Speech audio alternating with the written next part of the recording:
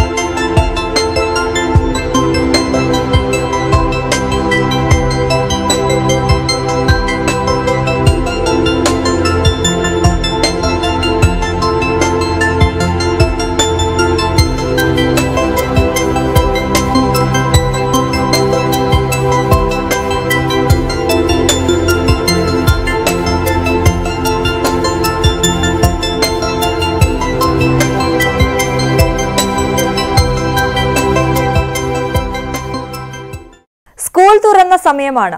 വിദ്യാർത്ഥികളെ ആകർഷിക്കാനും വരവേൽക്കാനുമായി സ്കൂൾ അധികൃതർ നിരവധി കാര്യങ്ങളാണ് ചെയ്യുന്നത്. അത്തരത്തിലുള്ള വിശേഷങ്ങളിലേക്കാണ് ഇനി.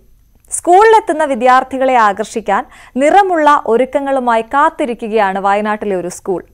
നെന്മേനി പഞ്ചായത്തിലെ ആനപ്പാറ ഗവൺമെന്റ് സ്കൂളിലാണ് പ്രീ പ്രൈമറി വിദ്യാർത്ഥികൾക്കായി അറിവും ആനന്ദവും പകരുന്ന കാഴ്ചകൾ ഒരുക്കിയിട്ടുള്ളത്.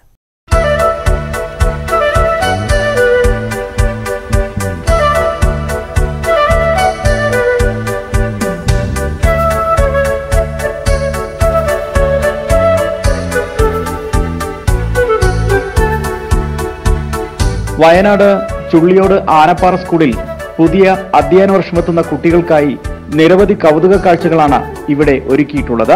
തണൽ മരങ്ങൾക്ക് കീഴെ ചൂളം വിളിച്ച് പായാനൊരുങ്ങി നിൽക്കുന്ന തീവണ്ടി, അത്ഭുത കാഴ്ചയായി ഗുഹ, ഊഞ്ഞാലുകളും പുൽത്തകടികളും അണ്ണാറക്കണ്ണനും കിടാവും നാട്ടുമാവും എല്ലാം സജ്ജം.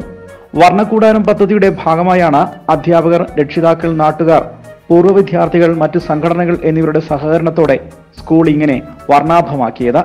ഇപ്പോൾ ഈ അടച്ചിട്ട മുറികളിൽ കുട്ടികൾ റിബലായി വളരുന്നതിന് പകരം ഈ 2 വയസ്സും 3 അല്ലെങ്കിൽ 3 വയസ്സും 4 വയസ്സൊക്കെ ഉള്ള കുട്ടികൾ കളിക്കാൻ ആഗ്രഹിക്കുന്ന കുട്ടികളാണ്. അപ്പോൾ അവർ ധാരാളം കളിക്കാൻ ഉള്ള സാഹചര്യം ഒരുക്കി കൊടുത്തുകൊണ്ട് അവരെ നമ്മൾ വളരെ തുറന്നു വിടുക, അതായത് കിളികളെ പോലെ പറന്ന് ഉല്ലസിച്ച് പഠിക്കുക. അപ്പോൾ അതിനു വേണ്ടി ഒരു സംവിധാനമായിരുന്നു. ഇക്കുറി SSLC പരീക്ഷയിൽ 100% വിജയവും ആനപ്പാറ ഹൈസ്കൂൾ നേടിയിരുന്നു. വ്യത്യസ്ത ക്ലാസ് റൂമിനപ്പുറം വ്യത്യസ്ത ഇടങ്ങളിലായി പുറത്തുനിന്ന് ഗ്രൗണ്ടിലേക്ക് ഇറങ്ങി വിവിധ ഇടങ്ങളിലായി കുട്ടികളുടെ മാനസികവും ശാരീരികവുമായ മുഴുവൻ വികസനത്തിനും വേണ്ടിയുള്ള ഒരു സംവിധാനമാണ് ഇവിടെ ഒരുക്കിയിട്ടുള്ളത്. ന്യൂസ് 18 വയനാട്. ഇനി ഒരു സ്കൂളിലെ സൂര്യകാന്തി വസന്തം കാണാം. പത്തനംതിട്ട അടൂർ പഴകുളം KVUP സ്കൂളിലാണ് കുട്ടികളെ വരവേൽക്കാൻ സൂര്യകാന്തി കാഴ്ച ഒരുങ്ങിയത്. 40 സെന്റ് സ്ഥലത്ത് കുട്ടികളും അധ്യാപകരുമാണ് സൂര്യകാന്തി കൃഷി ചെയ്തത്. ഈ കാഴ്ചകൾ ആസ്വദിക്കാൻ നിരവധി പേരാണ് ഇങ്ങോട്ടേക്ക് എത്തുന്നത്.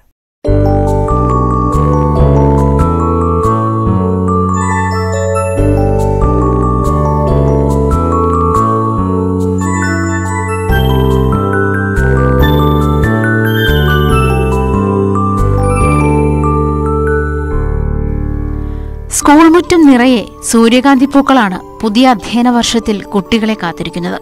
സ്കൂളിന്റെ ഉടമസ്ഥതയിലുള്ള 40 സെന്റ് സ്ഥലത്താണ് 1000-ഓളം സൂര്യകാന്തി ചെടി കൃഷി ചെയ്യുന്നത്.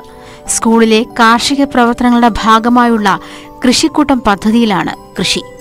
കുട്ടികളുടെയും അധ്യാപകരുടെയും നേതൃത്വത്തിലുള്ള കൂട്ടായ അധ്വാനത്തിലാണ് മനോഹരമായ സൂര്യകാന്തി പാടം യാഥാർത്ഥ്യമായത്. കുട്ടികളിൽ കാർഷിക സംസ്കാരം വളർത്തിയെടുക്കുകയാണ് ലക്ഷ്യം. ഇപ്പോഴത്തെ തലമുറ ശരിക്കും പറഞ്ഞാൽ മണ്ണിനെയും മനുഷ്യനെയും എല്ലാം മറന്നുകൊണ്ട് ജീവിക്കുന്ന ഒരു തലമുറയാണ്. അപ്പം നമ്മുടെ സ്കൂളിലെ കുട്ടികളെ പരമാവധി ഒരു നല്ല സംസ്കാരം വളർത്തിയെടുക്കുക, അതുപോലെ കൃഷി ഒരു സംസ്കാരമായി കാണാനുള്ള മനസ്സ് അവരിലുണ്ടാക്കുക എന്ന ഒരു ലക്ഷ്യത്തോടെയാണ് കൃഷിക്കൂട്ടം പദ്ധതി ഈ വർഷം ഈ സൂര്യകാന്തി കൃഷി ഒരു 40 സെന്റ് സ്ഥലത്ത് ഇവിടെ ആരംഭിച്ചത്. തമിഴ്നാട്ടിലും വടക്കേ ഇന്ത്യയിലും മാത്രം കണ്ടുവരുന്ന സൂര്യകാന്തി നാട്ടിൻപുറങ്ങളിൽ സാധാരണമല്ലാത്തതിനാൽ നിരവധി പേരാണ് പൂക്കൾ കാണാനും ഫോട്ടോ എടുക്കുന്നതിനുമായി ഇപ്പോൾ സ്കൂളിലെത്തുന്നത്.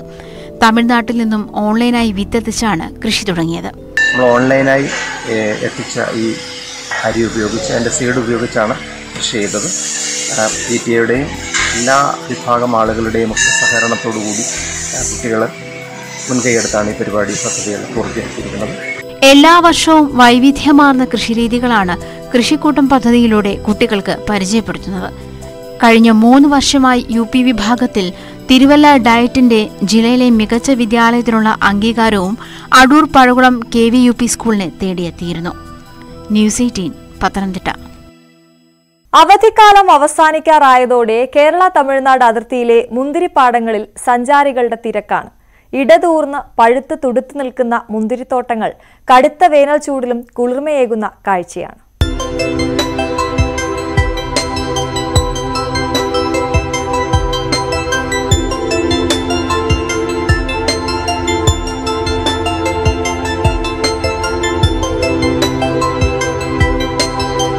അതിർത്തി പട്ടണമായ കമ്പത്തോട് ചേർന്ന് കിടക്കുന്ന ഗൂഡല്ലൂർ, ചുരുളിപ്പട്ടി, തേവർപ്പട്ടി, KK-പട്ടി തുടങ്ങിയ ഗ്രാമങ്ങളിലാണ് മുന്തിരി കൃഷി കൂടുതലായുള്ളത്. തേക്കടിയുടെ, മൂന്നാറിന്റെയും രാമക്കൽമേടിന്റെയും കാഴ്ചകൾ തേടിയെത്തുന്ന സഞ്ചാരികളിൽ ഭൂരിഭാഗവും മുന്തിരിത്തോട്ടങ്ങൾ സന്ദർശിച്ചാണ് മടങ്ങുക.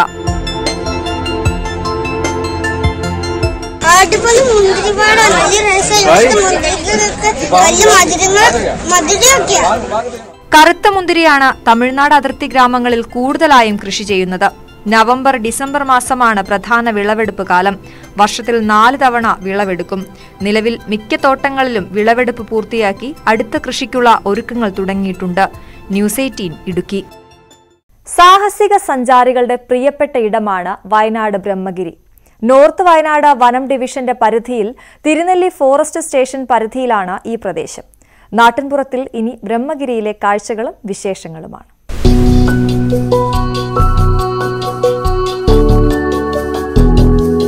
സമുദ്രനിരപ്പിൽ നിന്ന് 5276 അടി ഉയരത്തിലാണ് ബ്രഹ്മഗിരി. കേരളത്തിലും കർണാടകത്തിലുമായാണ് പശ്ചിമഘട്ടത്തിന്റെ ഭാഗമായ ഈ മലനിരകളുടെ കിടപ്പ്. പച്ചപ്പും കോടമഞ്ഞും സഞ്ചാരികളെ ആകർഷിക്കുന്നു. ഒക്ടോബർ മുതൽ മെയ് വരെയാണ് വിനോദസഞ്ചാരികളുടെ സീസൺ.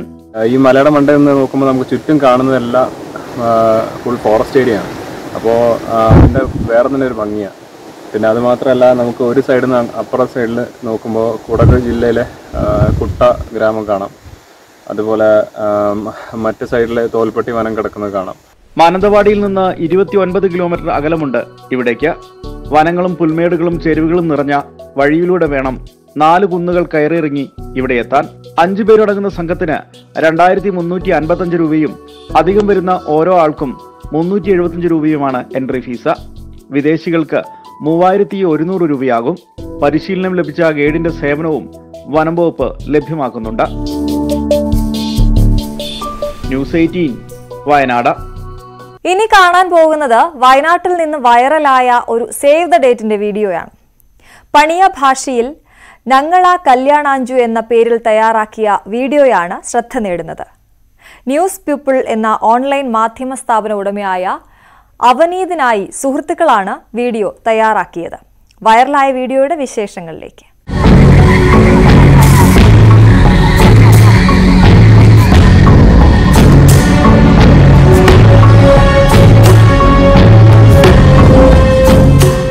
പണിയ ഭാഷയിൽ ഞങ്ങളുടെ കല്യാണം എന്നാണ് വീഡിയോയുടെ ടൈറ്റിലായ നങ്കള കല്യാണാഞ്ചുവിന്റെ അർത്ഥം.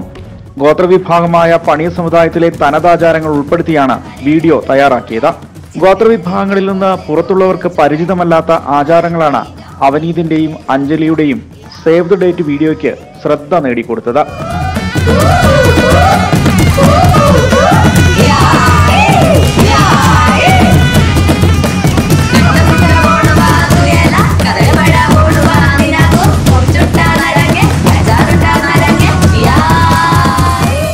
പണിയ സമുദായത്തിന്റെ തനതാചാരങ്ങൾ പലതും അന്യം നിന്നു പോകുന്ന സാഹചര്യത്തിലാണ് ഇവ ഉൾപ്പെടുത്തിയ വീഡിയോ ഒരുക്കിയത്.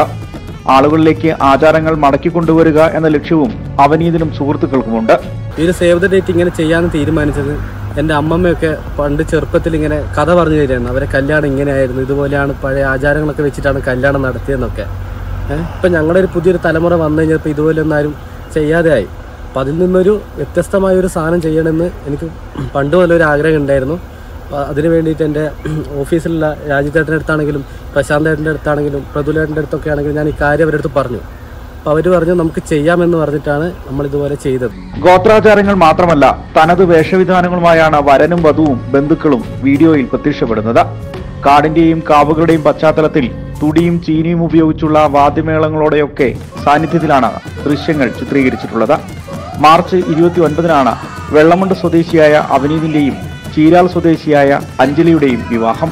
ന്യൂസ് 18 വയനാട്.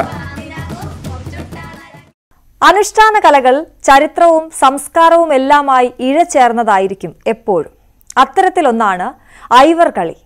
പമ്പയുടെ തീരത്തെ മലയരയരും വള്ളുവനാട്ടിലെ ചില സമുദായക്കാരുമാണ് കാളീചരിതം പ്രതിപാദിക്കുന്ന ഐവർകളി അവതരിപ്പിക്കുന്നത്. കഴിഞ്ഞ ദിവസം മലയരയ മഹാസഭയുടെ സാംസ്കാരികോത്സവത്തോടനുബന്ധിച്ചായിരുന്നു ഐവർകളി അവതരണം നടന്നത്.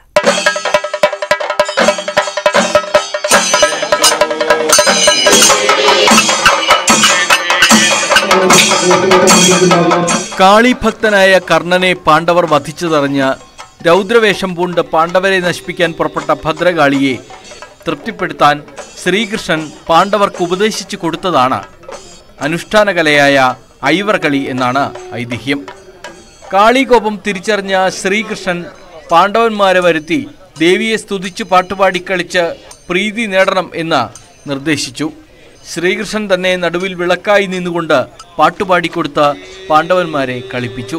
ഇതിൻ്റെ ഫലമായി ദേവി പ്രസാദിച്ച് പാണ്ഡവന്മാരെ അനുഗ്രഹിച്ചു എന്നാണ് ഐതിഹ്യം. ഭദ്രകാളി സ്തുതിക്ക് പുറമെ ശ്രീകൃഷ്ണ ചരിതവും രാമായണവും ഐവർ കളിപ്പാട്ടിന് വിഷയമാകാറുണ്ട്.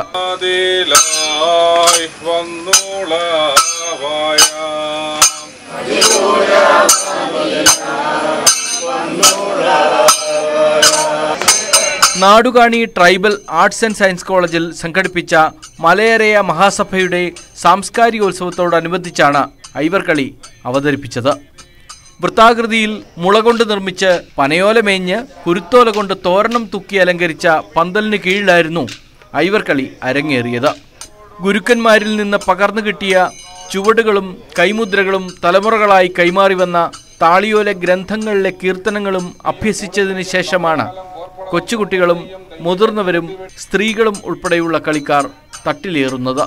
പരമ്പരാഗതമായി ഐവർകളി പരിശീലിപ്പിക്കുന്ന മുണ്ടക്കയം സ്വദേശി അയ്യപ്പദാസും ശിഷ്യന്മാരുമാണ് നാടുകാണിയിലെത്തി കലാരൂപം അവതരിപ്പിച്ചത്. വനവാസങ്ങൾക്ക് അവര് വനത്തിലൂടെ വന്നപ്പോൾ ആദിവാസികളെ കണ്ടുമുട്ടി അവരുമായിട്ട് ഒത്തുചേർന്നുകൊണ്ട് ഈ ഐവർകളികൾ തലമുറകളായിട്ട് ഇങ്ങനെ പകർന്നു വന്നുകൊണ്ടിരിക്കും. അത് ഞങ്ങളിപ്പോഴും കാട്ടിൽ നിന്നുള്ളത് നാട്ടിലേക്ക് വന്നപ്പോഴും ആ കലകൾക്കൊന്നും മാറ്റങ്ങളൊന്നും സംഭവിച്ചിട്ടില്ല. അത് അതുപോലെ തന്നെ അനുഷ്ഠിച്ച് എഴുതിരിയിട്ട വിളക്കിനു മുന്നിൽ നാക്കിലയിൽ അരി, പൂവ്, നാളികേരം എന്നിവ വച്ച് പ്രാരംഭ ചടങ്ങെന്നോണം വിളക്കിനെ വന്ദിച്ച് തൊഴുകൈയോടെയാണ് പ്രത്യേക വേഷത്തിലെത്തിയ കളിക്കാർ ചുവടുവെക്കുന്നത്. ഇടുക്കി ജില്ലയിൽ ആദ്യമായാണ് ഇത്തരമൊരു കളി അവതരണം നടന്നത്. ന്യൂസ് 18 ഇടുക്കി.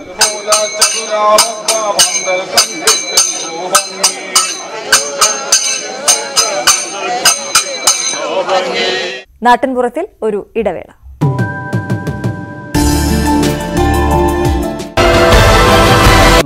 ആ സമയത്ത് ജന്തർ മന്ദറിലെ സമരപന്തൽ ഒഴിപ്പിക്കുന്നു. അങ്ങനെ സർക്കാർ ശക്തമായി തന്നെ ഈ വിഷയത്തിൽ ഇടപെടുമ്പോഴും ബ്രിജ്ഭൂഷണെ പോലെയുള്ള വളരെ പ്രധാനപ്പെട്ട ഒരു BJP നേതാവിനെ തള്ളിക്കളയാൻ തയ്യാറാകുന്നില്ല എന്നുള്ളതാണ്.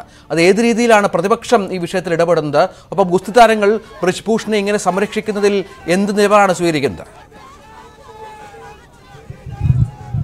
രഞ്ജിത്ത്, ബ്രിജ്ഭൂഷണെതിരെ ഒരു നടപടിയും ഉണ്ടായിട്ടില്ല എന്നതാണ് പ്രധാനപ്പെട്ട കാര്യം. പ്രത്യേകിച്ച് ഇപ്പോഴും ബ്രിജ്ഭൂഷൺ പാർലമെന്റ് ഉദ്ഘാടന ചടങ്ങിലടക്കം MP എന്ന നിലയിൽ ബ്രിജ്ഭൂഷൺ പങ്കെടുക്കുകയും ചെയ്തു. അതാണ് ഗുസ്തി താരങ്ങളുടെ ഏറ്റവും വലിയ പരാതിക്ക് കാരണം. അതായത് ബ്രിജ്ഭൂഷണെതിരെ കേസെടുത്തിട്ട് പോലും ഒരു തരത്തിലുള്ള അറസ്റ്റ് അടക്കമുള്ള നടപടികളിലേക്ക് ഇതുവരെ കടക്കാൻ ഗുരുതരമായ ആരോപണങ്ങൾ FIR-ലുണ്ട്. എന്നിട്ട് പോലും ഒരു തരത്തിലുള്ള നടപടികളിലേക്കും കടക്കാൻ പോലീസ് തയ്യാറാകുന്നില്ല എന്നാണ് ഗുസ്തി താരങ്ങളുടെ പ്രധാനപ്പെട്ട ആരോപണം. മാത്രവുമല്ല, കേന്ദ്ര സർക്കാർ ഈ വിഷയത്തിൽ വലിയ കാര്യമായ ചർച്ചകൾക്കും ഇതുവരെ ഗുസ്തി താരങ്ങളെ സമീപിക്കുകയും ചെയ്തിട്ടില്ല. ഇതാണ് ഗുസ്തി താരങ്ങളുടെ വലിയ പ്രതിഷേധത്തിന് ഇടയാക്കുകയും ചെയ്തിട്ടുള്ളത്. അതുകൊണ്ടാണ് ആത്മാഭിമാനം പണയം വെച്ചുകൊണ്ട് നിൽക്കാൻ കഴിയില്ല എന്നും നിന്നും മെഡലുകൾ ഒഴുക്കിക്കളയുമെന്നുകൂടി ഇപ്പോൾ താരങ്ങൾ അറിയിച്ചിട്ടുള്ളത്. ഇതിൽ 2 താരങ്ങൾ ബജ്രംഗ് പുനിയാകട്ടെ സാക്ഷി മാലിക്കാകട്ടെ ഒളിമ്പിക്സ് മെഡൽ ജേതാക്കളാണ്. വിനേഷ് ഫോഗോട്ട് ഒരുപക്ഷെ ഇന്ത്യക്കായി ഏറ്റവും കൂടുതൽ മെഡൽ നേടിയ വനിതാ താരം വിനേഷ് ഫോഗോട്ടാണ്. തുടർച്ചയായി 3 കോമൺവെൽത്ത് ഗെയിംസിൽ അവർക്ക് മെഡലുണ്ട്. ഇങ്ങനെ വലിയ അന്താരാഷ്ട്ര വേദികളിൽ ഇന്ത്യക്കായി നേട്ടം കൈവരിച്ച താരങ്ങളാണ് അവിടെ സമരം നടത്തുന്നത്. അപ്പോൾ ആ സമരത്തെ കേന്ദ്ര സർക്കാർ അടക്കം കൈകാര്യം ചെയ്ത രീതിയിൽ വലിയ എതിർപ്പ് ഏതായാലും ഇതിനോടകം തന്നെ താരങ്ങൾ അത് പല രീതിയിൽ പങ്കുവെക്കുകയും ചെയ്തിട്ടുണ്ട്. മാത്രവുമല്ല രഞ്ജിത്ത് ചോദിച്ചതുപോലെ തന്നെ പ്രതിപക്ഷവും ഈ വിഷയം കഴിഞ്ഞ ദിവസങ്ങളിലടക്കം ഉന്നയിക്കുകയും ചെയ്തിരുന്നു. ഇങ്ങനെയാ പ്രത്യേകിച്ച് ഈ താരങ്ങളെ വലിച്ചിഴച്ചതിനടക്കം ചോദ്യം ചെയ്തുകൊണ്ട് രാഹുൽ ഗാന്ധി അടക്കമുള്ള നേതാക്കൾ രംഗത്ത് വരുന്ന സാഹചര്യം ഉണ്ടാവുകയും ചെയ്തു. ഏതായാലും ഇപ്പോൾ ഈ മെഡൽ ഒഴുക്കിക്കളയുമെന്ന താരങ്ങളുടെ പ്രഖ്യാപനം അത് വരും മണിക്കൂറുകളിൽ സ്വാഭാവികമായും വലിയ ചർച്ചയാകും. ഇനി ഇതിനെ കേന്ദ്ര സർക്കാർ എങ്ങനെ കൈകാര്യം ചെയ്യുമെന്നാണ് അറിയേണ്ട വിഷയം. രഞ്ജിത്ത്, ഗുസ്തി ഫെഡറേഷൻ അധ്യക്ഷൻ ബ്രിജ്ഭൂഷൺ ശരൺ സിംഗിനെ അറസ്റ്റ് ചെയ്യാത്തതിൽ പ്രതിഷേധം കടുപ്പിച്ച് ഗുസ്തി താരങ്ങൾ മെഡലുകൾ ഗംഗയിലെറിയുമെന്ന് താരങ്ങൾ പ്രഖ്യാപിച്ചു. ജന്തർ മന്ദറിലെ സമരവേദിയിൽ പോലീസ് ഒഴിപ്പിച്ചതിന് പിന്നാലെയാണ് താരങ്ങളുടെ തീരുമാനം. രാകേഷ് വിവരങ്ങൾ നൽകും. രാകേഷ്, കുറേ ദിവസങ്ങളായി ഈ സമരം നടക്കുന്നു. വലിയ പ്രതിഷേധങ്ങൾക്ക് ജന്തർ മന്ദർ സാക്ഷിയായി. പക്ഷേ ഇതുമായി ബന്ധപ്പെട്ട് യാതൊരു തരത്തിലുള്ള നടപടികളും സർക്കാർ സ്വീകരിക്കുന്നില്ല. ഇത് ഗുസ്തി താരങ്ങൾ ഏത് രീതിയിലാണ് ഇനിയുള്ള ദിവസങ്ങളിൽ കൈകാര്യം ചെയ്യുക? രഞ്ജിത്ത്, സമരത്തിന്റെ രൂപം മാറ്റുകയാണ് ഗുസ്തി താരങ്ങൾ ഇപ്പോൾ പുറത്തിറക്കിയ വാർത്താക്കുറിപ്പിൽ വ്യക്തമാക്കിയിട്ടുള്ളത്. ആയിരക്കണക്കിന് വർഷം പഴക്കമുള്ള ആലപ്പുഴ മങ്കൊമ്പ് ദേവീക്ഷേത്രം പുനർനിർമ്മിക്കുകയാണ്. മഴക്കാലങ്ങളിൽ വെള്ളപ്പൊക്കം പതിവാണിവിടെ. അതുകൊണ്ട് 6 അടിയോളം അതേപടി ഉയർത്തിയാണ് ക്ഷേത്രം നിർമ്മിക്കുന്നത്. നിർമ്മാണ പ്രവർത്തനങ്ങളുടെ ഭാഗമായി ക്ഷേത്ര സമുച്ചയം 400 ജാക്കികൾ ഉപയോഗിച്ചാണ് ഉയർത്തിയിരിക്കുന്നത്.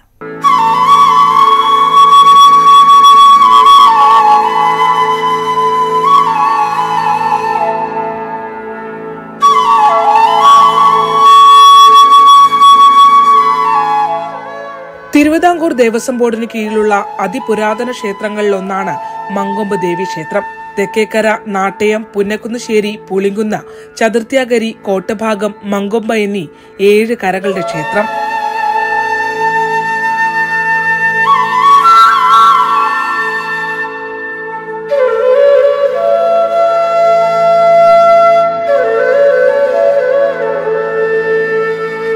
വെള്ളപ്പൊക്കം കുട്ടനാടിനെ ബാധിക്കുമ്പോഴെല്ലാം ക്ഷേത്രത്തിന്റെ പ്രവർത്തനങ്ങളും തടസ്സപ്പെട്ടിരുന്നു.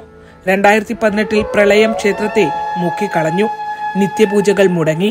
അതോടെ കരക്കാർ ഒന്നടങ്കം പുനർനിർമ്മാണം എന്ന ആവശ്യം മുന്നോട്ട് വയ്ക്കുകയായിരുന്നു. 2018 പ്രളയത്തിന് ശേഷം നിരന്തരമായിട്ട് ഇത് കൂടുതലായിട്ട് വെള്ളത്തിന്റെ ശല്യവും പല ദിവസങ്ങളിൽ അമ്പലം തുറക്കാതെ വരികയും അങ്ങനെയുള്ള ബുദ്ധിമുട്ടുകൾ, ജീവനക്കാർക്ക് ബുദ്ധിമുട്ട്, നാട്ടുകാർക്ക് തൊഴാൻ വരാനുള്ള ബുദ്ധിമുട്ട്, അമ്പലത്തിലെ ചടങ്ങുകൾ നടത്താനുള്ള ബുദ്ധിമുട്ട്, ഇങ്ങനെയൊക്കെ ആയിട്ട് ആ കാര്യങ്ങളെക്കുറിച്ച് ആലോചിച്ചപ്പോഴാണ് ഈ തനിമ നിലനിർത്തിക്കൊണ്ട് നമ്മൾ ക്ഷേത്രം ഉയർത്തുന്ന ഒരു സംവിധാനം ഉണ്ടെന്നും അങ്ങനെ അവരുമായിട്ട് അങ്ങനെയുള്ള ആൾക്കാരോട് ബന്ധപ്പെടുകയും 2 ദിവസം നീണ്ടുനിന്ന ദൈവപ്രശ്നത്തിൽ ക്ഷേത്രം രൂപഭേദം വരുത്താതെ നിലനിർത്തണമെന്നായിരുന്നു കണ്ടെത്തൽ. അതോടെയാണ് ജാക്കി ഉപയോഗിച്ച് ഉയർത്തുന്ന പുതിയ നിർമ്മാണ രീതിയിലേക്ക് കടന്നത്.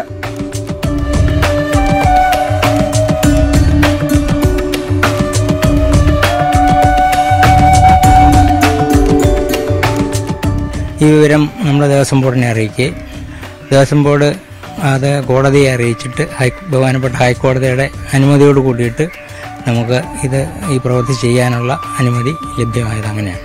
ആദ്യം ജാക്കികൾ ഉപയോഗിച്ച് ശ്രീകോവിലും നമസ്കാര മണ്ഡപവും ഉയർത്തി. 2022 ഏപ്രിൽ തുടങ്ങിയ നിർമ്മാണം ഫെബ്രുവരിയോടെ പൂർത്തിയായി. പിന്നീട് ചുറ്റമ്പലം ഉയർത്തുക എന്നതായിരുന്നു അടുത്ത ശ്രമം.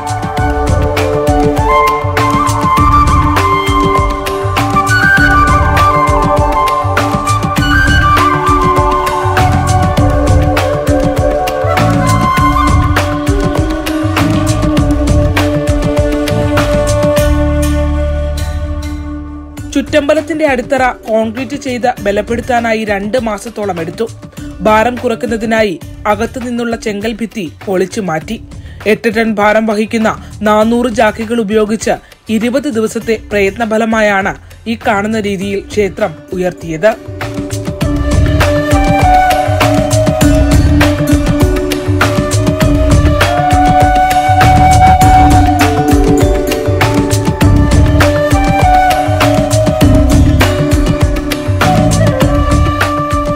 കൃഷ്ണശിലയിൽ തീർക്കണം എന്നുള്ളൊരു അഭിപ്രായം വന്നു. അപ്പോൾ ആ വെട്ടുകല്ല് മാറ്റിയിട്ട് കൃഷ്ണശിലയിൽ തീർക്കാനുള്ള വേണ്ടിയിട്ട് ആ വെട്ടുകല്ല് ആദ്യം പൊളിച്ചു മാറ്റുകയാണ് ചെയ്തത്. അത് കഴിഞ്ഞിട്ട് നമ്മുടെ ശ്രീകോവിൽ ഉയർത്തുന്ന നടപടി ആരംഭിച്ചു. കഴിഞ്ഞ് നമസ്കാര മണ്ഡപം ഉയർത്തുന്ന നടപടി ആരംഭിച്ചു. അതിനുശേഷമാണ് ഈ ചുറ്റമ്പലത്തിൻ്റെ ഉയർത്തൽ പരിപാടിയായത്. അതിപ്പോൾ ഏതാണ്ട് പൂർത്തീകരിച്ചിട്ടുണ്ട്.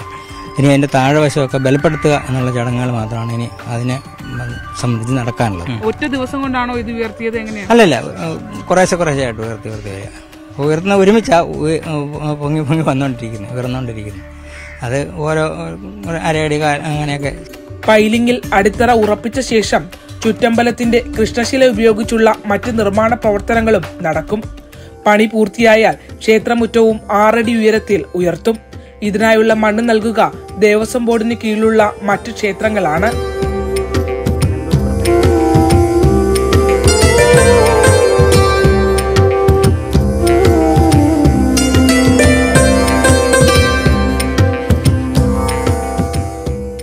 ഇതിനോടൊപ്പം ക്ഷേത്ര പടിപ്പുരയും ആനക്കൊട്ടിലും ഉയർത്തും. പുനർനിർമ്മാണ ഭാഗമായി ഊരിമാറ്റിയ കൊടിമരം പച്ചമരുന്നുകളാൽ തയ്യാറാക്കിയ എണ്ണത്തോണിയിൽ ക്ഷേത്രത്തിന്റെ പിൻഭാഗത്തായി സൂക്ഷിച്ചിരിക്കുന്നതും കൗതുകമാണ്.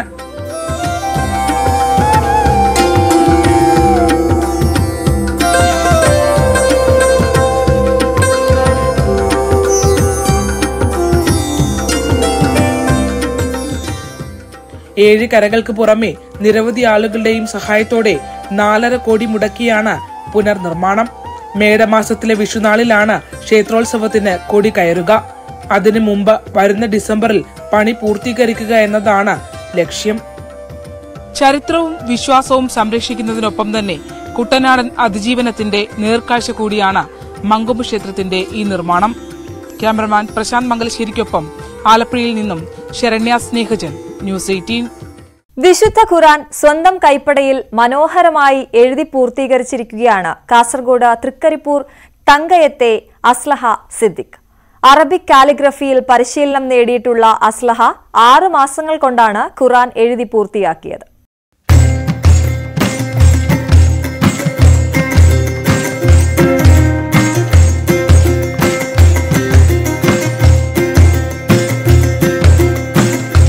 സ്വന്തം കൈപ്പടയിൽ ഖുർആൻ എഴുതി പൂർത്തിയാക്കണമെന്നത് അസ്ലയുടെ ഏറെക്കാലത്തെ ആഗ്രഹമായിരുന്നു. 1.5 വർഷം കൊണ്ട് ഖുർആൻ മനഃപ്പാഠമാക്കിയ അസ്ല 6 മാസം കൊണ്ട് ഖുർആൻ എഴുതി പൂർത്തീകരിച്ചു. എൻ്റെ ജീവിതത്തിലെ ഏറ്റവും വലിയൊരു അഭിലാഷമായിരുന്നു ഖുർആൻ മുഴുവൻ പഠിക്കുക എന്നുള്ളത്. അപ്പം അൽഹംദുലില്ലാഹ് 1.5 വർഷം കൊണ്ട് എനിക്കതിന് സാധിച്ചിട്ടുണ്ട്. അപ്പം അതിനുശേഷം എനിക്ക് വന്ന വേറൊരു വലിയൊരു ഡ്രീമാണ് ഖുർആൻ ഫുള്ളും എൻ്റെ കൈ കൊണ്ട് എഴുതി തീർക്കുക എന്നുള്ളത്. അപ്പം ഞാൻ ഫസ്റ്റ് അത് അൽവർദയിലെ ഉസ്താദിനെ അറിയിച്ചപ്പോൾ അത് പൂർണ്ണ സപ്പോർട്ട് തന്നു. ഒരുപാട് ടീച്ചർമാരുടെ ഭാഗത്തായിട്ടും ഫ്രണ്ട്സിൻ്റെ ഭാഗത്തു നിന്നാലും ഫാമിലീൻ്റെ ഭാഗത്തു നിന്നാലും വലിയ സപ്പോർട്ട് എനിക്ക് കിട്ടിയിട്ടുണ്ട്. അതുകൊണ്ട് തന്നെ 6 മാസം കൊണ്ട് വിശുദ്ധ ഖുർആൻ മുഴുവനായിട്ടും എഴുതി തീർക്കാൻ എനിക്ക് അല്ലാഹുവിൻ്റെ ഭാഗത്തു നിന്നുള്ള അനുഗ്രഹം കൊണ്ട് സാധിച്ചു. അച്ചടിയെ വെല്ലുന്ന രീതിയിലാണ് കൈപ്പടയിൽ എഴുതിയ വരികൾ. ചെറുവത്തൂർ കൈതക്കാട് അൽവർദ വനിതാ കോളേജിലെ മഹ്ദിയ 3ാം വർഷ വിദ്യാർത്ഥിനിയും ആദ്യ വർഷ ബിരുദ വിദ്യാർത്ഥിനിയുമാണ് അസ്ല. കേവലം 6 മാസം കൊണ്ട്, അതിൽ തന്നെ അവസാനത്തെ 15 പാർട്ട് കേവലം 20 ദിവസം കൊണ്ട് പൂർത്തീകരിക്കുന്ന രീതിയിൽ ഖുർആൻ 30 ജുസും സ്വന്തം കൈപ്പടയിൽ അത് തന്നെ മനോഹരമായ കാലിഗ്രഫിയിൽ എഴുതി പൂർത്തീകരിച്ചിരിക്കുക. ഒരു വിശ്വാസിയെ സംബന്ധിച്ചോളം ഖുർആൻ എഴുതുക മനഃപ്പാഠമാക്കൽ തന്നെ 2 മാസം കൊണ്ട് ഓതിത്തീരാൻ തന്നെ ആളുകൾ പ്രയാസപ്പെടുമ്പോഴാണ് വളരെ ശ്രമകരമായ പണി വളരെ മനോഹരമായ കൈയക്ഷരത്തിൽ വളരെ വൃത്തിയിൽ ഭംഗിയിൽ കാലിഗ്രഫി ലിപിയിലായിട്ട് എഴുതി ഖുർആനിൽ 30 ജുസും എഴുതി തീർക്കുന്ന വലിയൊരു ശ്രമകരമായ പണിയാണ്. പാണക്കാട് നടന്ന ചടങ്ങിൽ സയ്യിദ് റഷീദ് അലി ശിഹാബ് തങ്ങൾ പ്രകാശനം നിർവഹിച്ചു. തൃക്കരിപ്പൂർ തങ്കയത്തെ സി സിദ്ദിഖ് എം ജമീല ദമ്പതികളുടെ മകളാണ്. ന്യൂസ് 18 തൃക്കരിപ്പൂർ. നാടിന്റെ ജലസംരക്ഷണത്തിലും ജലലഭ്യതയിലും പ്രധാനമാണ് നീരുറവകൾ. കൊട്ടാരക്കര പെരുങ്കുളത്ത് നാട്ടുകാർ ഇടപെട്ട് ഒരു നീരുറവയ്ക്ക് പുനർജന്മം നൽകിയിരിക്കുകയാണ്. പേരുംകുളം ശിവൻകുന്നിന്റെ ചരിവിലുള്ള പരത്തപ്പാറ കുളമാണ് വീണ്ടെടുത്തത്.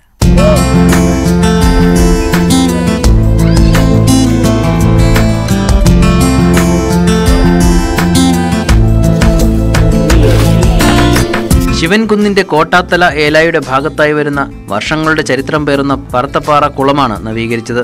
വിഭജിക ക്ലബിന്റെ പ്രവർത്തകരുടെ സഹായത്തോടെ ജനജാഗ്രതാ സമിതി വീണ്ടെടുത്ത കുളത്തിന് പുനർജന്മമായിരിക്കുകയാണ്. മണ്ണിടിഞ്ഞും മാലിന്യ നിക്ഷേപത്തിലൂടെയും ഈ വലിയ ജലസ്രോതസ് ഓർമ്മയിലേക്ക് മറഞ്ഞുപോയിരുന്നു. 2 ഏലാകളിലെ കൃഷിക്ക് ആവശ്യമായ ജലത്തിന്റെ പ്രധാന സ്രോതസ് കൂടിയാണ് വീണ്ടെടുത്തതെന്ന് നാട്ടുകാർ. ശിവാകുന്ന് സംരക്ഷിക്കപ്പെടുമെന്ന പ്രതിജ്ഞയിലാണ് നമ്മുടെ നാട്ടിലെ ജനങ്ങളും യുവാക്കളും സ്ത്രീകളും അടക്കമുള്ള എല്ലാ വിഭാഗം ജനങ്ങളും വളരെ സജീവമായി ഈ രംഗത്ത് നിലകൊള്ളുകയാണെന്നുള്ളതാണ് ഈ മാഫിയ സംവിധാനത്തെ ചെറുത്ത് പരാജയപ്പെടുത്താൻ ആവശ്യമായ ജനമനസ്സുകളുടെ കരുത്ത് സജീവമായി വരുന്നു എന്നുള്ളത് തെളിവാണ് ഇപ്പോൾ ഈ പ്രവർത്തനങ്ങൾ ഓരോന്നും തെളിയിക്കുന്നത് എന്നുള്ളതാണ് നമുക്ക് ഇതുമായി ബന്ധപ്പെട്ട് സൂചിപ്പിക്കാനുള്ളത്. ഒരിക്കലും പറ്റാത്ത നീരുറവ ആയതിനാൽ സമീപത്തെ കൃഷിയിടങ്ങളിലേക്കും ഇവിടെ നിന്ന് ജലമെത്തിക്കാൻ സാധിക്കും. ജനപ്രതിനിധികളുടെ കൂടെ സഹായത്തോടെ പഞ്ചായത്തിൽ നിന്ന് കുളത്തിന്റെ വശങ്ങൾ കെട്ടി സംരക്ഷിക്കാനും തുടർ പ്രവർത്തനങ്ങൾ നടത്താനുമാണ് വിഭജികയും ജനജാഗ്രത സമിതിയും ലക്ഷ്യമിടുന്നത്. കുളം നവീകരണ പ്രവർത്തനങ്ങൾ നേരിട്ട് കാണാനെത്തിയ ജനപ്രതിനിധികൾ ഇത് സംബന്ധിച്ചുള്ള ഉറപ്പ് നാട്ടുകാർക്ക് നൽകിയിട്ടുണ്ട്. ന്യൂസ് 18 കൊട്ടാരക്കര. ഇടുക്കി ചെമ്പകപ്പാറയിൽ ഇപ്പോൾ ഒരു പടവലമാണ് ചർച്ചാ വിഷയം. ചെമ്പകപ്പാറ വട്ടം തൊട്ടിയിൽ തോമസിന്റെ വീട്ടുമുറ്റത്ത് നിൽക്കുന്ന പടവലത്തിലെ കായ്കൾ ഒന്ന് കാണേണ്ടത് തന്നെയാണ്. ഇനി ആ പടവല കാഴ്ചകളിലേക്ക്. സാധാരണ പടവലങ്ങയുടെ വലിപ്പം 1.5 മീറ്ററിൽ താഴെയാണ്. എന്നാൽ ഇടുക്കി ചെമ്പകപ്പാറ വട്ടം തൊട്ടിയിൽ തോമസിന്റെ വീട്ടുമുറ്റത്ത് വിളഞ്ഞ പടവലങ്ങ സ്പെഷ്യലാണ്. 3 മീറ്ററിലധികം നീളമുണ്ട്. ഇപ്പോൾ പാതി വളർച്ചയെ എത്തിയിട്ടുള്ളൂ. കൗതുക കാഴ്ചയായ പടവലങ്ങയുടെ വിശേഷങ്ങൾ വീട്ടുടമ തോമസ് തന്നെ പറയും. മണ്ണാർ താമസിക്കുന്ന കൊച്ച് ഒരു തൈ കൊണ്ടുവന്ന് തന്നു. അപ്പോൾ കൃഷിഭവനിൽ നിന്ന് കിട്ടുകയെന്ന് പറയാൻ തൈ കൊണ്ടുവന്ന് തന്ന് ഞാനത് കുഴിച്ചു വെച്ചു. വളർന്നു കഴിഞ്ഞപ്പോൾ സാധാരണ രീതിയിൽ ഒരു 3 അടി 4 അടിയിലുള്ള പടവലേ ഉള്ളൂ. ഇതൊരു 8 അടി 8.5 അടി 9 അടിയൊക്കെയാണ് ഉണ്ടായി വരുന്നത്. അപൂർവമായ കൃഷി, ഇത് ഒരിടത്തും അങ്ങനെ കാണാറില്ലാത്തൊരു കൃഷിയാണിത്. നമ്മളിങ്ങനെ പാവല, പയറ്, തക്കാളി ഇങ്ങനെ എല്ലാ കൃഷികളും ചെയ്യാറുണ്ട്. ആ കൂട്ടത്തിൽ ഇത് ചെയ്ത് കഴിഞ്ഞപ്പോൾ നമുക്ക് തോന്നി അത്ഭുതമായിട്ട് ഒരു വരുന്നവരോ ഇഷ്ടംപോലെ ആൾക്കാർ വന്ന് കാണുന്നുണ്ട്. വിവിധയിനം പച്ചക്കറികൾ നട്ടുപരിപാലിക്കുന്ന തോമസിന്റെ വീട്ടുമുറ്റത്ത് കായ്ച്ചു നിൽക്കുന്ന പടവലം കാണാൻ നിരവധി പേരാണ് എത്തുന്നത്. തോമസിന് ആകെയുള്ളത് 10 സെന്റ് ഭൂമിയാണ്. അതിൽ വീടുമുണ്ട്. ബാക്കിയുള്ള സ്ഥലത്താണ് പലതരം പച്ചക്കറികൾ കൃഷി ചെയ്തിട്ടുള്ളത്. 10 അടിയോളം വളർച്ചയെത്തിയ പടവലങ്ങ വിൽക്കുവാനും പ്രയാസമാണ്. അതിനാൽ ജൈവ രീതിയിൽ വളർത്തിയെടുത്ത പടവലങ്ങ സമീപത്തെ 10 വീടുകളിൽ സൗജന്യമായി നൽകുവാനാണ് തോമസിന്റെയും ഭാര്യ തങ്കമ്മയുടെയും തീരുമാനം. ന്യൂസ് 18 ഇടുക്കി. നാട്ടിൻപുറത്തിന്റെ ഈ ലക്കം ഇവിടെ പൂർത്തിയാവുകയാണ്. പുതിയ വിശേഷങ്ങളുമായി അടുത്തയാഴ്ച വീണ്ടും കാണാം. നമസ്കാരം.